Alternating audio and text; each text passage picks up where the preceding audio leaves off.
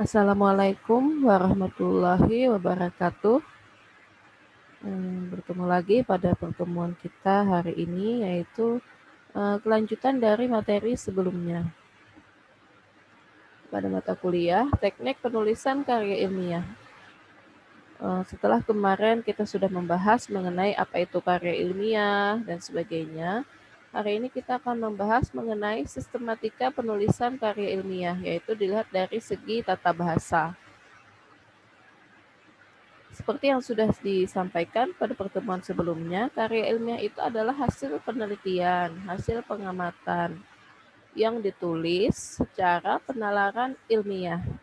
Oleh karena itu, karena ini hasil penelitian, hasil pengamatan, maka hasilnya itu harus dapat dipertanggungjawabkan.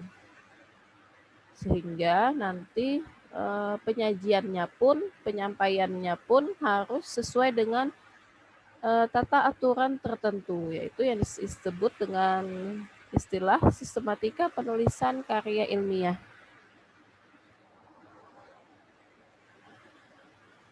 Jika kita melihat lagi kedudukan dari bahasa Indonesia, itu adalah bahasa Indonesia sebagai bahasa negara. Maksudnya adalah bahasa Indonesia merupakan bahasa resmi kenegaraan, yang kemudian bahasa Indonesia merupakan bahasa pengantar di dunia pendidikan. Bahasa Indonesia merupakan alat perhubungan atau pembangunan nasional dan kegiatan pemerintahan. Dan yang keempat, bahasa Indonesia sebagai alat pengembangan kebudayaan serta ilmu pengetahuan dan teknologi. Oleh karena itu, ketika kalian menyajikan bahasa Indonesia, menyajikan suatu karya ilmiah yang disajikan sesuai dengan sistematika penulisan karya ilmiah, harus menggunakan bahasa Indonesia karena tadi mengingat kedudukannya sebagai bahasa sebagai bahasa negara. Kemudian kita lanjut lagi ke ciri dari kalimat bahasa Indonesia. Jadi ada beberapa ciri dari kalimat bahasa Indonesia. Yang pertama adalah gramatikal.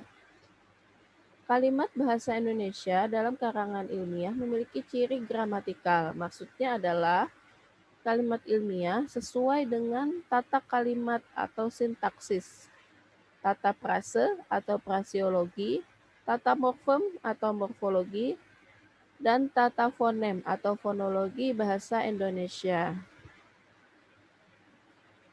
Itu dari segi gramatikal. Kemudian yang kedua, ciri kalimat bahasa Indonesia yang kedua adalah logis. Yang dimaksud dengan kalimat logis adalah jika kalimat mengandung makna yang masuk akal.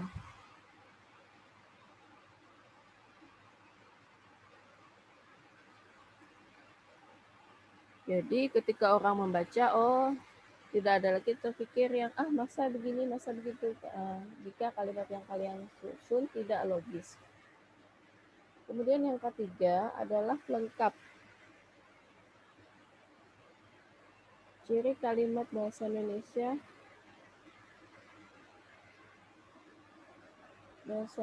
yang lengkap. Kalimat dalam penulisan karya ilmiah mewajibkan kehadiran pengumpul inti, yaitu adanya subjek, predikat, objek, dan pelengkap secara fungsional. Jadi biasanya nih ketika seseorang menulis kalimat, ada yang hanya menuliskan subjek saja, jadi tidak lengkap. Nah ini nanti kalian yang harus belajar, apalagi nanti ada mata kuliah bahasa Indonesia ya, memang kalian harus memperhatikan dengan baik supaya nanti kalian memiliki bekal dalam menyusun karya ilmiah, terutama skripsi. Yang keempat yaitu cirinya adalah hemat. Nah, kehematan di sini meliputi kehematan dalam pemakaian kata, frase, atau unsur kalimat lainnya. Unsur yang digunakan hanyalah unsur yang mendukung gagasan keilmuan penulisnya. Penggunaan kata istilah dan frase secara mubazir dan boros atau berlebihan itu dihindari. Jadi tidak ada lagi kalimat yang berbelit-belit. Kemudian yang kelima, yaitu cirinya adalah bebas dari kontaminasi. Kalimat bahasa Indonesia ilmiah itu diharuskan bebas dari kontaminasi. Maksudnya adalah bebas dari kerancuan atau campur adukan dua makna, dua unsur, atau dua struktur. Jadi biasanya ada mahasiswa yang menulis, misal peserta didik bisa membaca dengan baik. Nah, bisa ada kata-kata bisa di sana itu sebaiknya dihindari. Karena apa? Karena bisa itu memiliki makna yang berbeda. Ada bisa mampu, dapat, atau makna lainnya juga adalah bisa ular. Kemudian ciri berikutnya adalah bebas dari inferensi. Dalam perkembangannya, bahasa Indonesia dipengaruhi oleh bahasa daerah atau bahasa asing. Hal ini tidak dapat dihindari karena penutur berasal dari daerah dan berinteraksi dengan masyarakat internasional. Pengaruh itu ada yang bersifat memperkaya dan ada yang bersifat memiskinkan bahasa Indonesia. Jadi, bahasa Indonesia yang ilmiah harus terbebas dari gangguan unsur yang memiskinkan tersebut. Misal pencampur adukan dengan bahasa daerah tadi ya, atau dengan bahasa asing. Jadi kalian harus menghargai istilahnya bahasa yang kita miliki, bahasa Indonesia sebagai bahasa negara. Kemudian yang berikutnya adalah sejajar.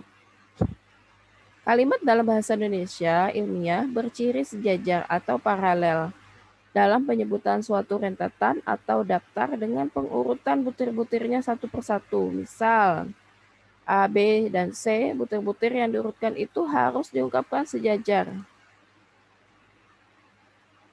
Apabila A berupa verbal, begitu pula seharusnya B dan C.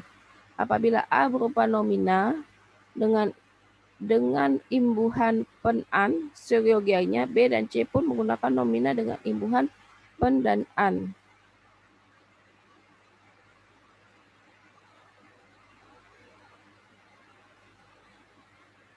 Kemudian yang terakhir adalah adanya penekanan.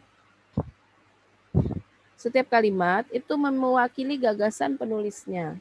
Gagasan atau informasi ilmiah yang dipentingkan penulis perlu diberi penekanan atau empasis memperoleh perhatian lebih dari pembaca. Penekanan unsur kalimat dilakukan dengan cara meletakkannya pada posisi tertentu, umumnya di awal kalimat, menggunakan urutan logis dan menggunakan repetisi. Jadi ketika kalian menulis sebuah kalimat biasanya ada nih inti tertentu dari suatu kalimat. Poin utamanya yang mau disampaikan sebenarnya apa sih? Jadi begitu. Memang kadang kita merasa karena kita sehari-hari menggunakan bahasa Indonesia jadinya beberapa orang menganggap mudah dan sebagainya. Namun sebenarnya ada hal-hal yang harus ditaati dalam menulis kalimat dalam bahasa Indonesia. Nah, itulah yang harus kalian pelajari dengan baik, terutama nanti pada mata kuliah bahasa Indonesia. Simak dengan baik karena itu merupakan atau penting sekali bagi kalian dalam nanti menyusun sebuah skripsi. Baik, itu saja yang bisa saya sampaikan untuk mata kuliah kita hari ini, yaitu terkait sistematika penulisan karya ilmiah dari segi tata bahasa. Saya akhiri dulu sampai di sini. Silahkan jika ada yang mau ditanyakan, dituliskan di bagian komentar pada bagian adlink. Saya akhiri dulu sampai di sini. Wassalamualaikum warahmatullahi wabarakatuh.